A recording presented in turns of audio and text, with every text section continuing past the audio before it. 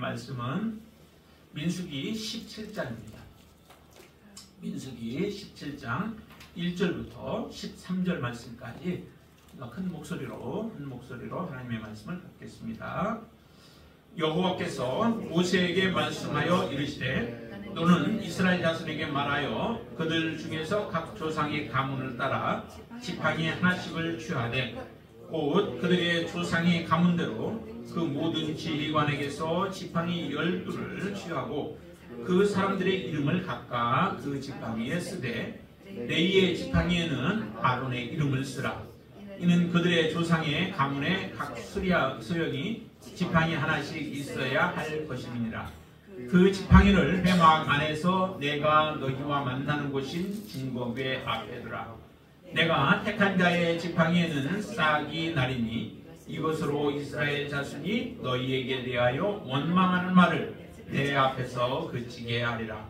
모세가 이스라엘 자손에게 말하며 그들의 지휘관들이 각 지파대로 지팡이 하나씩을 그에게 주었으니 그 지팡이가 모두 12이라. 그 중에 아론의 지팡이가 있었더라. 모세가 그 지팡이들을 증거의 장막 안 여호와 앞에 두었더라. 이튿날 모세가 증거의 장막에 들어가 본즉 레위 집을 위하여 낸 아론의 지팡이에 움이 덮고 순이 나고 꽃이 피어서 살구 열매가 열렸더라. 모세가 그 지팡이 전부를 여호와 앞에서 이스라엘 모든 자손에게로 가져오매 그들이 보고 각각 자기 지팡이를 집어들었더라. 여호와께서 또 모세에게 이르시되 아론의 지팡이는 증거궤 앞으로 가져다가 거기 간직하여 반역한 자에 대한 표징이 되게 하여 그들로 내게 대한 원망을 그치고 죽지 않게 할지니라. 모세가 곧 그같이 하되 여호와께서 자기에게 명령하신 대로 하였더라. 이스라엘 자손이 모세에게 말하여 이르되 보소서 우리는 죽게 되었나이다. 망하게 되었나이다. 다 망하게 되었나이다. 가까이 나아가는 자 곧 여호와의 성막에 가까이 나아가는 자마다 다 죽사오니 우리가 다 망하여야 하리까. 아멘. 오늘의 본문의 내용은 여러분들이 잘 아시는 내용입니다. 그리고 큰 어려움들은 그 내용상으로 볼 때는 없습니다. 근데 하나님께서 이 아론의 쌍난 지팡이를 통하여 우리에게 하시고자 하시는 하나님의 말씀이 있다라고 하는 거죠. 왜 하나님께서 이 동화와 같은 모습의 그 일을 하나님이 행하셨을까라고 하는 거죠. 이 말씀을 하신 하나님께서 이 말씀을 하신 것은 그 앞에 내용과 사실은 같이 연관이 되어 있죠. 어떤 내용이냐면은 바로 고라와 다단과 아비람과 온이 바로 모세와 아론을 원망하여서 그들의 직에 대한 부분을 탐내었을 때에 그로 말미암아 이제 이 고라의 그 당들은 다 하나님 앞에 죽임을 당하게 되어지죠. 그리고 그들뿐만 아니라 백성들까지도 그들과 함께 동조했던 사람들이 죽임을 당하는 일들이 벌어지게 되어져요. 이런 일들이 벌어지고 난 이후에 하나님이 곧바로 이 말씀을 지금 명령을 내리시는 겁니다. 그래서 하나님이 명령하시는데 바로 지팡이 하나씩을 각 지파마다 12지파가 있죠. 이스라엘에. 어떤 때는 이제 지파의 그 지파 이름들이 바뀌어지기도 해요. 왜냐하면은 누구 때문에 그러냐면 레위 지파가 빠지느냐 들어가느냐라고 하는 것. 그래서 레위 지파가 빠지게 되어지면 그 레위 지파 대신에 들어가는 지파가 있게 되어지죠. 이게 누가 들어가게 되냐면은 요셉의 자녀들 두 지파가 들어가고 레위 지파가 빠지게 되고 요셉 지파가 빠져나가는 거죠. 왜냐하면은 그 아들들 에브라임과 므낫세가 들어가기 때문에 이제 그렇게 되어집니다. 그렇지만은 오늘 본문에서는 레위 지파가 들어가요. 그러면 요셉 지파가 들어가게 되어지고 다른 지파들 에브라임과 므낫세 지파는 사실은 이제 거기에서 빠지게 되겠죠. 이런 식으로 해서 12지파가 들어가게 되어집니다. 12지파가 들어가서 각각의 그 수령의 이름을 그곳에 이제 쓰게 되어지는데 레위 지파 대신에는 그곳에 아론의 이름을 쓰게 하셨습니다. 그리고 나서 그 지팡이들을 다 어디다 갖다 놓냐면 지성소에 있는 증거궤 앞에다가 이제 갖다 놓게 하는 거죠. 증거궤 앞에 놓고 하루를 지나게 되어져요. 하루 지나고 그 이튿날 이제 아론이 다시 들어가겠죠. 들어가서 그 지팡이들을 다 가지고 나오니까 그 중에 한 지팡이, 누구의 지팡이일까요? 바로 하나님이 세우신 아론의 지팡이. 특별히 하나님이 세우신 거죠. 아론을 하나님이 세우셨고, 사람들은 아론을 인정하지 않고 아론에게 대들었을지라도 하나님은 세우셨습니다. 세우셨고 그를 통하여서 하나님이 말씀하시는 거죠. 그래서 아론의 지팡이만 싹이 나요. 미리 하나님이 말씀하셨죠. 그냥 갖다 놓고 난 게 아니라 하나님 미리 말씀하셨어요. 이렇게 말씀하셨죠. 5절에 보면 내가 택한 자의 지팡이에는 싹이 나리니, 내가 택한 자의 지팡이에는 싹이 날 것이다.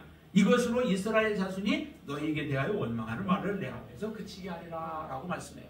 하나님이 누구를 지명하였고 누구에게 직을 맡겼고 하나님께서 제사장을 세우셨는가라고 하는 것을 분명하게 하나님은 말씀하시죠. 그것을 어떻게 보여주시냐면 바로 그 지팡이에서 싹이 나고 우미 트고 그 다음에 싹이 나고 꽃이 피고 그 다음에 열매가 맺혀서 바로 하나님이 세우셨다. 하나님이 택하여 그 자리에 앉히셨다라고 하는 것을 분명하게 이스라엘 백성들에게 알게 하기 위해서 이와 같은 일을 하나님이 행하게 하셨죠.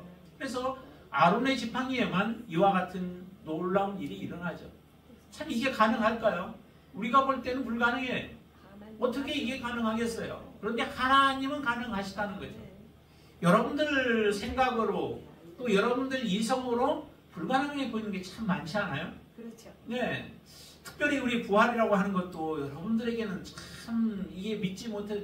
하나님, 살아계시는 하나님, 모든 만물을 창조하신 하나님에 대한 확실한 믿음이 여러분들 없으시면 이 부활이라고 하는 것에 대해서도 우리는 믿지 못해요. 받아들일 수 없을 거예요.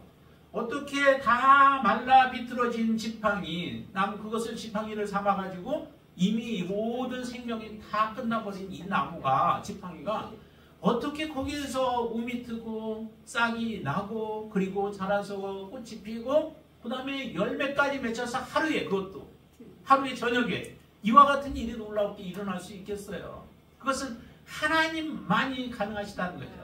모든 만물을 없는 것 가운데서 만드신 하나님이 행하실 수 있다라고 하는 것을 이런 모습을 통해서도 우리가 보셔야만 해요. 이게 단지 어떤 하나의 동화가 아니라 하나님, 살아계신 하나님이 직접적으로 이 일을 행하셨다라고 하는 것입니다. 그것도 하나님을 믿지 못하고 하나님이 세우신 지도자를 신뢰하지 못하여서 그 세우신 자를 대적하는 원망하는 자들을 위해서 이 말씀을 하나님 주셨고 그 말씀대로 하나님은 행하신 거예요. 참 놀랍지 않아요? 이스라엘 백성들 그냥 다 죽여버려도 하나님은 다른 사람을 통해서도 다시 만들 수 있는 분이세요. 하나님이 이전에 말씀도 하셨잖아요. 모세에게 다 죽여버리고 그리고 다시 내가 너와 약속해서 그리고 다른 자들을 통해서 하나님 나라에 들어가게 하겠다라고 하나님 그렇게 하실 수 있는 분이시고 그렇게 할 수 있는 분이에요. 그런 분이 뭐가 부족해서 이스라엘 백성들을 다시 그 죄 짓지 못하도록 하기 위하여 이와 같은 놀라운 표징을 보여주시고 마른 지팡이에서 싹이 나게끔 하셔야만 할 이유가 무엇이 있겠어요? 그런데도 하나님은 참으로 은혜를 베풀어 주시는 것이죠. 죽을 자들을 죽지 않게 하기 위하여, 살리기 위하여서 이와 같은 기적을 베푸시는 거예요. 표적을 하나님이 행하시는 거예요. 이 모습을 보면서 이스라엘 백성들은 돌이켜야 하죠.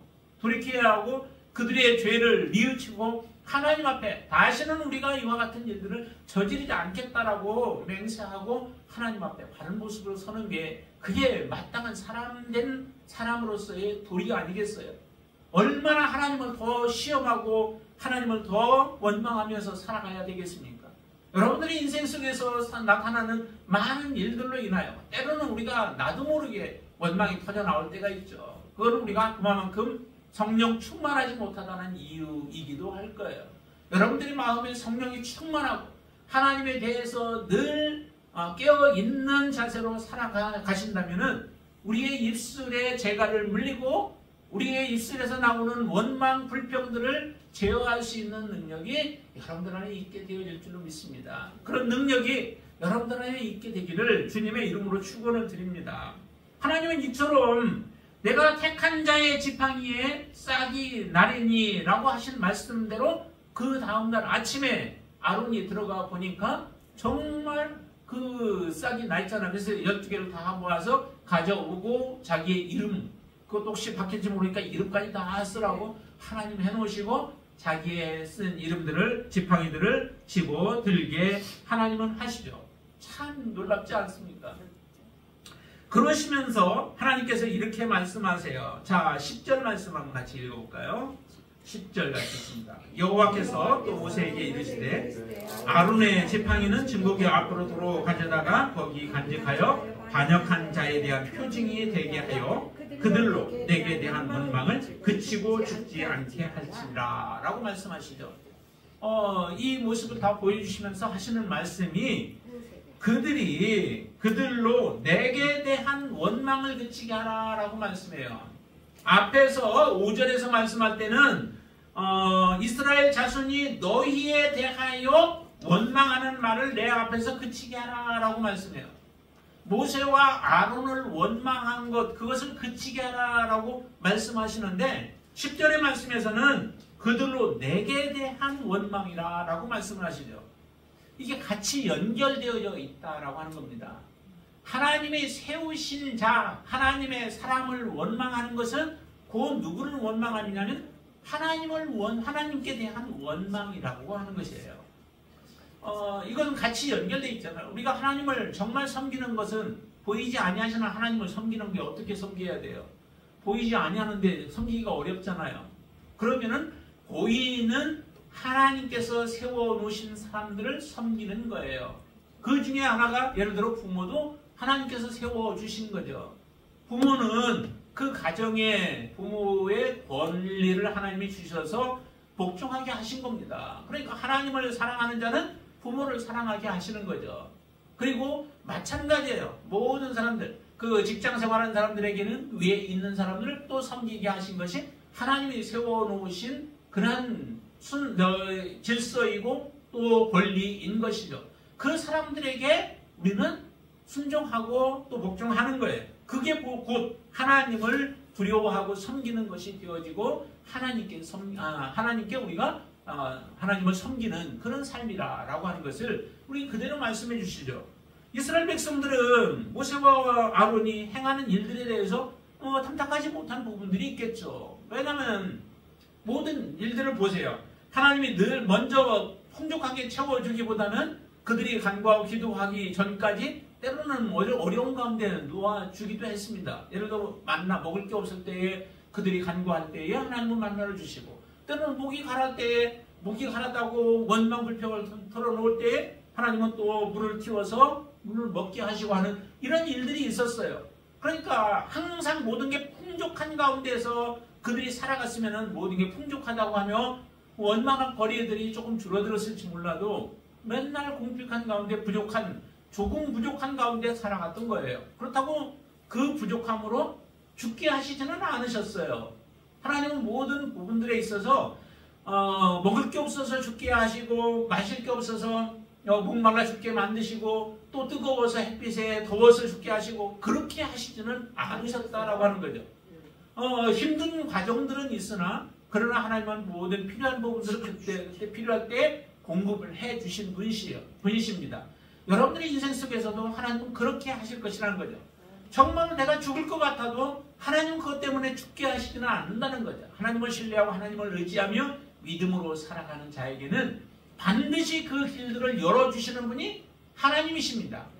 여러분들이 하나님을 무시하고 하나님을 떠나고 하나님을 원망하고 하나님을 대적할 때에 죽는 일들이 일어나지, 하나님을 의지하며 믿음으로 살아갈 때는 하나님은 반드시 그 길들을 내시는 분이 하나님이십니다. 광야에도 길을 내시고 광야에서도 하나님께서는 물을 먹이시는 분이 하나님이십니다. 그런 하나님이 여러분들의 인생길에서 외면하시고 방관하시고 모든 것들을 하나님께서는 손 놓고 계시는 분이 아니시다라고 하는 거죠.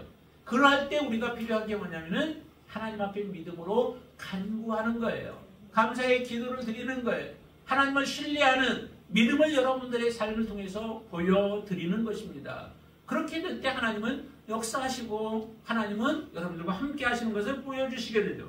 이처럼 조금 부족하다고 해서 그 지도자들, 하나님이 세워놓은 지도자들을 원망하고 하나님이 세워놓은 그 하나님의 사람들을 대적하게 되어진다면 곧 그것은 뭐냐면은 죽은 자와 같은 것이고 결코 살 수 없게 되어집니다. 그리고 우리는 하나님을 만날 수 없게 되어지죠. 항상 우리는 그래서 묵묵히 하나님을 따라가는 거예요. 하나님이 어떤 명령을 주시든지 간에 그 명령을 믿고 신뢰하면서 묵묵히 따라가는 거예요. 특히 이제 뒤에 가면은 이스라엘 백성들이 가나안 땅에 들어갔을 때에 일어났던 일 중에 하나 참 특이한 일이 그 여리고성을 점령하는 문제였잖아요. 여리고성이 얼마나 견고한 성이에요. 두 겹으로 뭐 성이 쌓여있다라고 고고학자들이 얘기를 할 정도로, 그리고 그 위에는 듬직하게 마차가 지나갈 정도로 그 정도로 이렇게 듬직하게 쌓아놓은 성이었다라고 얘기를 할 정도로 아주 견고한 성이에요. 그럼 이 성을 무너뜨리려면 어떻게 해요? 하던 대로 하면 돼요. 네, 무너뜨리려면 사실은 우리가 인간적으로 본다면은 군사들을 더욱더 철저하게 훈련시켜야 되겠죠. 철저하게 훈련시키고 암벽을 타고 올라가는 기술들로 가르쳐주고 여러 가지 훈련을 통해서 그들을 견고하게 해놓아야 이 성을 무너뜨릴 수 있지 않겠어요? 그런데도 하나님은 그 방법으로 행하라고 말씀하시지 않아요. 정말 가당치도 않는 또 불가능해 보이는 방법으로 하나님은 일을 행하도록 명령하시죠. 그게 뭐예요? 바로 여리고성을 돌라는 거예요. 매일 한 바퀴씩 돌고 마지막 날에는 7바퀴를 돌라는 거죠. 7째 날에는. 이게 이렇게 하면 가능할까요? 그래서 요즘도 사람들은 자기가 뭐 원하는 게 있으면은 건물을 놓고 그냥 돌고 하는 사람들이 있는데 그렇게 하라고 주신 말씀은 아니죠. 하나님이 정말로 이스라엘 백성들이 그 여리고성을 점령하는 데 있어서 이렇게 하는 것이 불가능해요. 그렇지만 하나님의 말씀에는 불가능이 없습니다. 여러분들의 인생 속에서 불가능한 것은 없어요. 불가능하다면은 그것은 내가 곧 하나님 말씀대로 살아가지 않고 하나님 말씀대로 순종하지 않고 하나님의 뜻대로 내가 겸손하게 받아들이며 묵묵하게 그 말씀들을 준행하지 못하는 것이 불가능하게 만드는 것이지 하나님 앞에 불가능한 건 없습니다. 큰 것, 작은 것이 하나님 앞에는 문제될 게 없습니다. 작은 것도 우리에게는 문제가 되어지고 큰 것도 문제가 되어질 수 있죠. 작은 것은 내가 할 수 있을 것이라 생각하지만 하나님이 허락하시지 않으면 작은 것조차도 우리는 감당할 수 없는 줄로 여러분들 믿으시기를 바랍니다. 정말로 하나님이 그 불가능해 보이는 방법으로 그 여리고성을 점령하도록 하셨는데 그런데 이스라엘 백성들이 어떻게 해요? 하나님의 말씀대로 그대로 순종하잖아요. 얼마나 불평거리가 많이 터져 나오겠어요.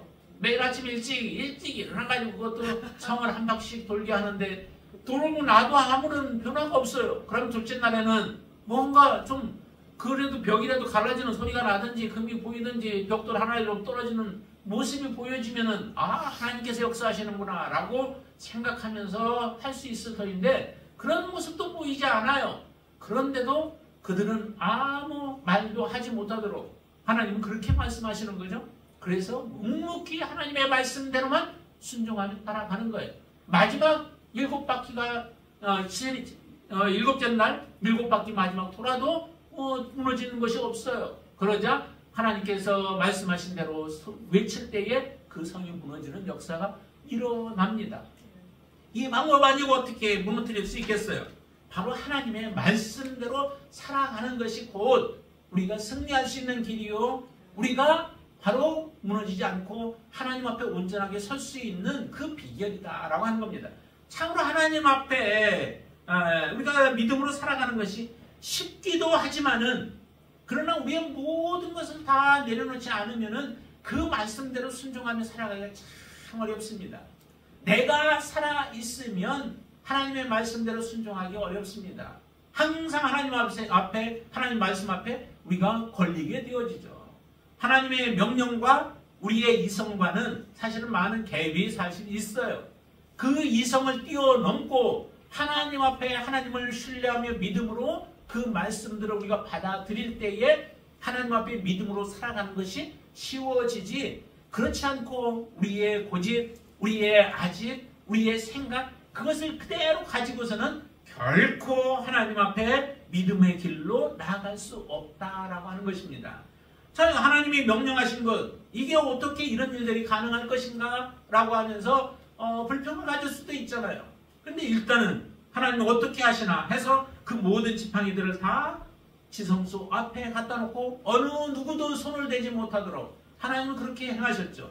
그러나 하나님만이 손을 대셔서 아론의 지팡이에 역사하셔서 아론의 지팡이에 싹이 나고 열매까지 맺는 그 살구 열매라고 하는데 아몬드 열매라고 이렇게 표현을 하죠. 그래서 그 열매까지 맺게 하시는 놀라운 역사를 하나님이 이루십니다. 이스라엘 백성을 위하여서. 이유가 있었죠. 하나님은 분명한 이유가 있습니다. 이렇게 행하신 이유가. 그 이유가 무엇이에요? 첫 번째가 아까 5절에서 보았던 것처럼 원망하는 말을 내 앞에서 그치게 하는 거예요. 이 지팡이를 볼 때마다 일단 그 12 수령들은 이제 분명하게 보았죠. 무엇을 보았어요? 하나님이 누구를 세우셨는가를 보신 거예요. 그러면 이제 앞으로 모세와 아론을 통하여서 행하시는 그 일들에 있어서는 어느 누구도 그것에 대해서 원망할 수 없게 하나님은 하셨습니다. 분명히 내가 모세와 아론을 하나님이 지명하여서 그들로 하여금 그 직분을 맡기셨다라고 하는 것을 이 쌍난 지팡이, 그 지팡이를 통하여서 이스라엘 백성들에게 확연하게 보여주셨거든요. 그러면 이제는 그들이 말하는 대로 온전히 순종할 수 있는 그 길들을 열어놓으신 거예요. 이로 인하여서 이제 12 수령들 뿐만 아니라 이스라엘 백성들이 이 모습을 보면서 너희들이 원망하지 말라라고 하는 겁니다. 여러분들의 입술에서도 여러분들이 늘 말하는 동안에도 바로 이런 원망들이 여러분들에게서 완전히 떠나시게 되길 바랍니다. 더 이상 원망하는 말들, 그것은 하나님이 기뻐하지 아니하는 것인 것을 알고 그 원망을 바꾸어서 오히려 하나님 앞에 감사로 기도로 바꿀 수 있게 되길 바랍니다. 누구에 대해서 원망하는 일이 있어요. 그러면 하나님 그 사람을 오히려 축복해달라고 기도해 주세요. 그게 그 사람을 바꿀 수 있는 비결이기도 한 줄로 믿습니다. 자, 그러고 나서 두 번째 이제 또 하나님께서 이 쌍난 지팡이를 통하여 우리에게 하시는 교훈이 무엇일까요? 아까 10절을 봤는데 그게 뭐예요? 내게 대한 원망을 그치고 하나님이나 모세나 아론에 대한 원망을 그치고 그 다음에 죽지 않게 할지니라 라고 말씀합니다. 이스라엘 백성들이 원망은 곧 무엇과 연결된다고요? 하나님 앞에 죽음을 상징하는 거예요. 원망하는 자들은 결코 살 수 없다는 거죠. 하나님이 하시는 일에 대해서 믿지 못하는 겁니다. 하나님이 계획하신 것에 대해서 받아들이지 못하는 거예요. 하나님은 어떤 일들을 계획하셨나요? 이스라엘 백성들을 죽지 않게 하실 뿐만 아니라 더 큰 하나님의 계획이 있으시죠. 그 하나님의 계획이 무엇일까요? 하나님은 우리를 영원한 하나님의 나라로 들이시기를 원하시는 그 원대한 계획을 가지고 창세기부터 시작해서 지금 6,000년이 지나는 이 시대까지, 그리고 앞으로 우리에게 다가올 마지막 하나님의 심판년까지 하나님은 이 계획을 이루시기 위하여 지금도 진행하고 계시는 분이신 줄로 믿으시기를 바랍니다. 하나님이 이 약속을 반드시 이루실 거예요. 근데 하나님이 세우신 이 계획, 우리를 구원하기 위한 그 계획을 우리가 받아들이지 못한다면 하나님 앞에 믿음으로 나아갈 수 없잖아요. 여러분들 안에 바로 이 예수 그리스도가 이 땅에 오신 목적도 우리를 살리기 위하며 이 아론의 쌍난 지팡이보다도 더 큰 표징이 뭐냐면은 예수 그리스도가 십자가에 죽으신 그 표징인 줄로 믿습니다. 예수님이 죽고서 거기서 끝나신 게 아니죠. 이제 우리도 얼마 있으면 이제 부활절을 맞이하게 되지만은 그 부활을 통하여서 죽으셨던 예수 그리스도를 하나님의 능력으로 이 살구나무에서 꽃이 피게, 죽은 그 살구나무 지팡이에서 꽃이 피게 하시고 열매까지 맺게 하셨던 하나님의 그 놀라운 능력이 예수 그리스도를 다시 살리신 거예요. 완전 예수님도 죽으셨잖아요. 죽으시고 3일 동안 무덤에 계시다가 그리고 나서 3일째 들 때 하나님은 그 예수 그리스도를 다시 일으켜 세우신 것입니다. 예수님만 그러실까요? 예수님만이 아니시죠. 믿는, 하나님을 믿는 모든 자들을 이렇게 살리십니다. 아멘. 살리시는데 믿는 자들뿐만 아니라 믿지 않는 자들도 살리세요. 믿지 않는 자들 살리시죠? 살리시는 이유는 그들은 심판의 부활로 나오게 하기 위하여, 믿는 자들은 영원한 영생으로 들어가게 하기 위하여 하나님은 이 계획을 이루실 것입니다. 아멘. 그럼 여러분들은 마지막 때에 어떤 부활을 여러분들은 원하십니까? 바로 우리 생명의 부활 아니십니까? 그 생명의 부활을 얻기 위해서는 이 일을 계획하시고 진행하시고 지금도 우리에게 주기를 원하시는 하나님의 그 앞에 온전한 믿음으로 하나님이 여러분들이 서실 수 있게 되길 바랍니다. 우리를 죽지 않게 하기 위해서 하나님은 이렇게 하셨대요. 하나님은 분명히 우리를 살리기 위한 목적이시잖아요. 하나님의 행하시는 모든 이적과 표적들은 우리를 죽이기 위한 목적이 아니에요. 하나님을 원망하는 자들을 죽이시지만은 그 죽이시는 것조차도 다른 사람들, 하나님 앞에 원망을 그치고 살게 하기 위한 목적으로 그 일들을 행하신다라고 하는 것을 여러분들이 믿으시기를 바랍니다. 하나님은 분명히 이 말씀대로 행하세요. 나중에 보면은 우시아라고 하는 그 왕이 있잖아요. 그냥 우시아도 왕이 참 괜찮은 사람이에요. 하나님 앞에 신실한 모습으로 살았던 사람인데 나중에 그가 여러 가지로 많은 것들이 형통하게 되자 교만이 찾아오게 되어지죠. 그 교만함으로 인하여서 어떤 일을 저지르게 되냐면 오늘 이 본문에서 말한 것처럼 하나님이 아론의 자손들을 세워서 제사장들을 삼아서 그들로 하여금 제사하게 하셨는데 이 우시아라고 하는 왕이 그것을 무시해버리고 자기가 제사를 드리려고 했던 거예요. 그로 인하여 경고하는 말도 듣지 않고 하나님 앞에 제사를 드리려고 했던 그가 하나님 앞에 문둥병이 들어버리는 이 병으로 마지막 죽을 때까지 문둥병에서 치유받지 못하고 그렇게 살아간 왕이 바로 이 우시아예요. 끝까지 우리는 교만하지 않아야 돼요. 우리가 겸손하게 하나님 믿을 때에 하나님을 언제 믿겠다고 그렇게 고백하면서 하나님 앞에 나아간 우리의 삶이 마지막까지 이 겸손함을 유지해야 된다라고 하는 거예요. 한순간만 성령 충만한 삶이 이루어지고 그 나머지가 무너져 버리면 우리는 마찬가지로 이와 같은 죽음의 길로 달려가는 것이라는 거죠. 끝까지 해야 돼요. 충성이라고 하는 것은 신실함을 얘기하잖아요. 근데 그 신실함은 한순간의 신실함을 이야기하지 않습니다. 마지막까지 계속적으로 하나님이 부르시는 그날까지 주님 하나님의 나라에 들어가는 그날까지 그곳에 가서도 우리는 계속해서 신실함으로 하나님을 섬기는 삶이 되셔야 될 줄로 믿습니다. 그래서 오늘 본문에 보면은 모세는 하나님 앞에 온전한 말씀 그대로 순종하는 모습을 보여줘요. 11절 보세요. 11절 같이 보겠습니다. 모세가 곧 그같이 하되 여호와께서 자기에게 명령하신 대로 하였더라 라고 말씀합니다. 여호와께서 모세에게 명령하신 대로 그대로 행한 거예요. 여러분들의 인생도 하나님이 우리에게 주신 말씀대로 왜 우리가 예배를 드리러 나오고 하나님의 말씀을 왜 듣겠어요? 그 말씀 하나님이 뭐라고 말씀하셨는지 우리가 바르게 알고 그 말씀대로 살기 위함 아니겠어요? 하나님의 말씀 살기 위해서 그 말씀을 듣는 것입니다. 말씀대로 여러분들이 행할 수 있게 되길 바랍니다. 말씀에 비추어서 조금이라도 우리가 어긋난 것들이 있다면 속히 우리가 다시 돌이켜서 바른 길로 설 수 있게 되길 바랍니다. 그게 바로 사는 길이요 그게 바로 영생의 길인 줄로 믿습니다. 그런데 이스라엘 백성들을 한번 보세요. 12절과 13절 보면은 12절과 13절 같이 한번 읽습니다. 이스라엘 자손이 모세에게 말하여 이르되 보소서 우리가 죽게 되었나이다. 망하게 되었나이다. 다 망하게 되었나이다. 가까이 나아가는 자 곧 여호와의 성막에 가까이 나아가는 자마다 다 죽사오니 우리가 다 망하여야 하리까. 정말 하나님에 대한 두려움도 있겠죠. 근데 정말 하나님을 경외하는 마음이 아니에요. 정말 하나님 앞에 경외하는 마음을 가졌으면은 이제 이렇게 해서 말씀하셨잖아요. 그런데 그 말씀이 결과적으로는 하나님 결론적으로 무엇을 말씀해요? 이것을 통해서 이스라엘 백성들에게 하나님 죽지 않게 하기 위하여 이렇게 말씀하시고 표징을 보여주신 것 아니겠습니까? 그러면은 이런 표징을 보여줬으면 하나님 알겠습니다. 이제 다시는 이 지팡이를 볼 때마다 또 하나님께서 이 행하신 일들을 우리가 생각할 때마다 항상 기억하여서 겸손함으로 하나님이 세우신 자들을 통하여 말씀하시는 그 음성을 우리가 귀 기울여 듣고 그 말씀대로 살아가겠습니다. 하나님 우리를 살려주세요 라고 그렇게 고백해야 되겠죠. 그런데 말은 그럴듯하게 해요. 자기 자신을 보니까 어떻게 해요?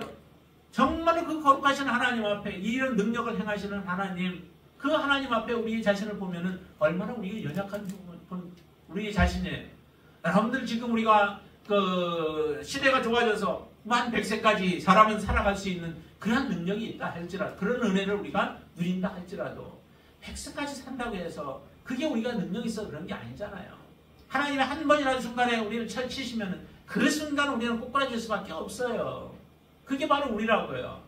사람이 목숨이 정말 끈질길 것 같아도요, 또 얼마나 허무하게 사람들의 목숨이 끊어지는지는 몰라요.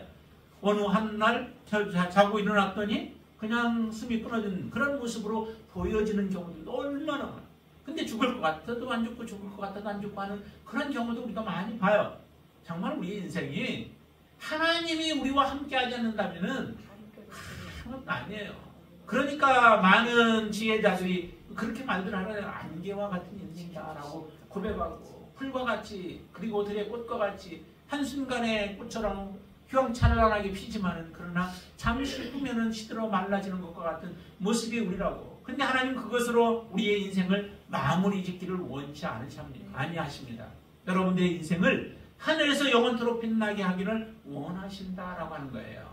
그런 하나님 앞에 우리가 어떤 자세를 취해야 돼요? 참 우리의 모습을 보면은 죽게 된 거 맞죠? 망하게 된 거 다 망하게 되었다. 그리고 좌절하고 앉아 있으라고 이 말씀을 주신 게 아니다라고 하는 겁니다. 다시 우리의 자리를 털고 일어나서 겸손의 자리로 나아가라는 거예요. 하나님의 말씀을 청종하는 자리로 나아가라라고 하나님의 말씀을 주시는 거예요.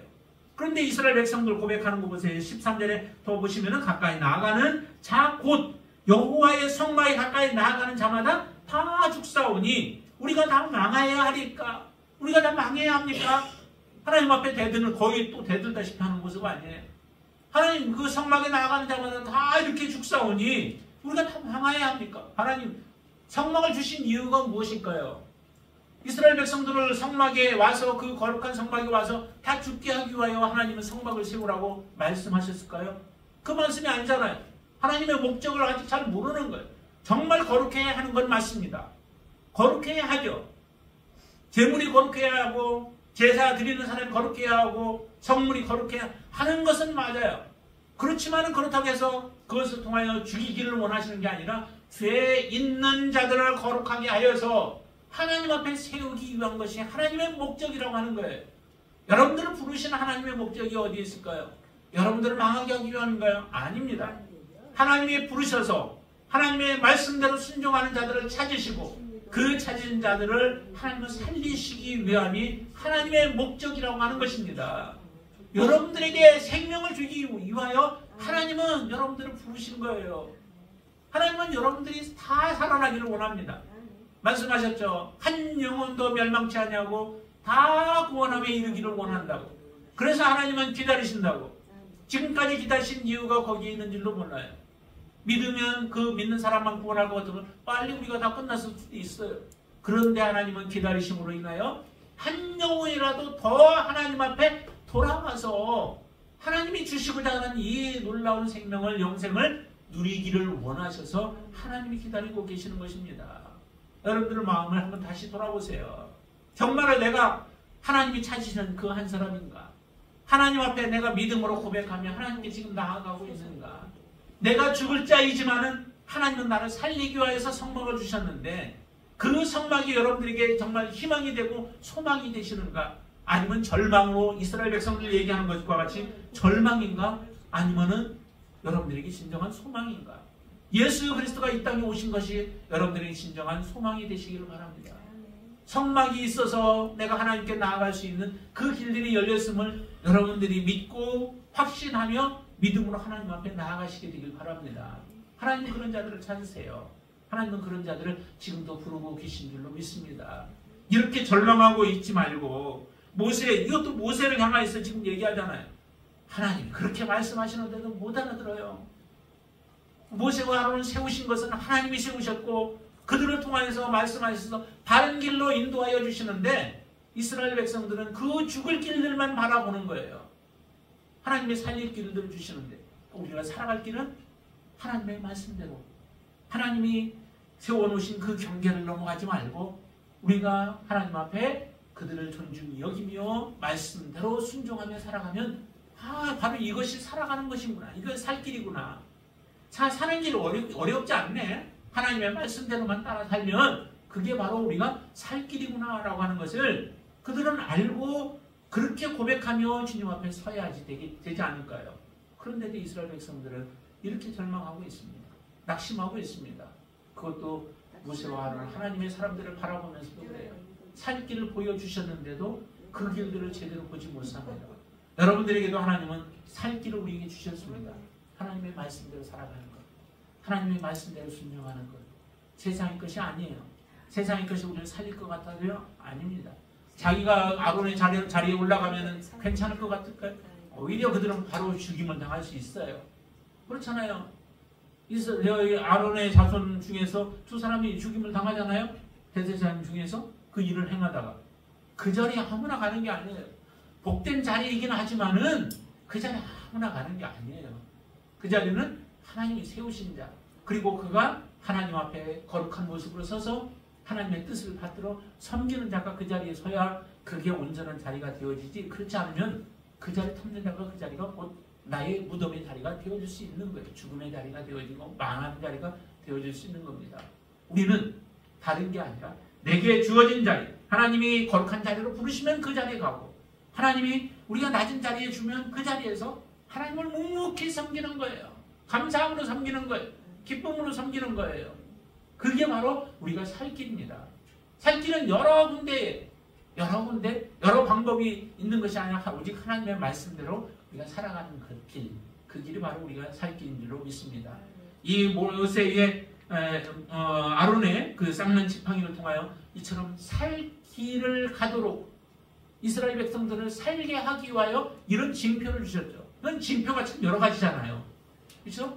이전에 앞에서도 보니까 옥수를 통해서도 하나님 징표를 보여주셨고, 또 징표를 또 하나 보여주셨잖아요. 그런 징표들을 계속 보여주시는 거예요. 그리고 나서 이것을 영원토록 간직하라고 얘기를 하잖아요. 그 법궤 앞에 두고서 이것을 보면서 이스라엘 백성들이 혹시라도 이걸 바라보면 내가 어떻게 해야 하는가? 겸손해야 되는구나. 하나님 말씀대로 살아야 되는구나. 그 말씀 우리가 감사하면서 해야 되는구나 라고 하나님은 그 안전장치들을 이렇게 주신 거예요. 왜? 살게 하기 위해서.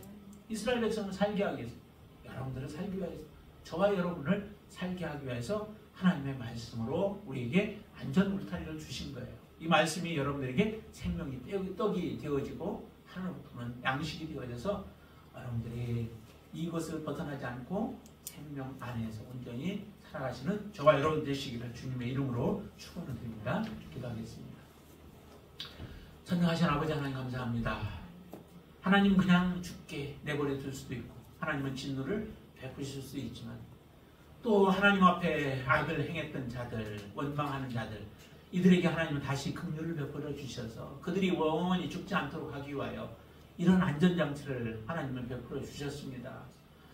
그것도 완전히 말라 비틀어져서 더 이상 소망이 없는 지팡이 싹이 나고, 또 자라서 꽃이 피고 열매가 맺게 하여 하나님이 분명하게 세우신 자임을 표징으로 보여주셨습니다. 이게 바로 은혜인 줄로 믿습니다. 우리에게도 이런 표징을 하나님 보여주셔서 이보다 더 큰, 아무리 쌍난 지팡이보다 더 큰 표징을 우리에게 보여주셨는데 바로 곧 예수 그리스도이신 줄로 믿습니다. 주님이 죽었다가 살아나셔서 우리 예수 믿는 모든 자들에게 소망을 주셨고, 또 그들도 예수님처럼 다시 살게 하신다고 하나님은 소망을 주셨사오니 그 소망이 우리에게서 흐려지지 않게 하여 주시옵소서. 우리가 약할 때마다, 우리가 낙심할 때마다 다시 한번 그 소망이 우리를 불러 일으키게 하시고 무릎을 다시 세워서 하나님 앞에 바르게 세우는 말씀이 되어지도록 역사하여 주시옵소서. 말씀을 볼 때마다 그 말씀이 우리를 다시 한번 힘을 얻게 하시고 하나님께 거룩한 모습으로 나아갈 수 있도록 인도하여 주시옵소서. 예수님의 이름으로 간절히 기도드리옵나이다. 아멘.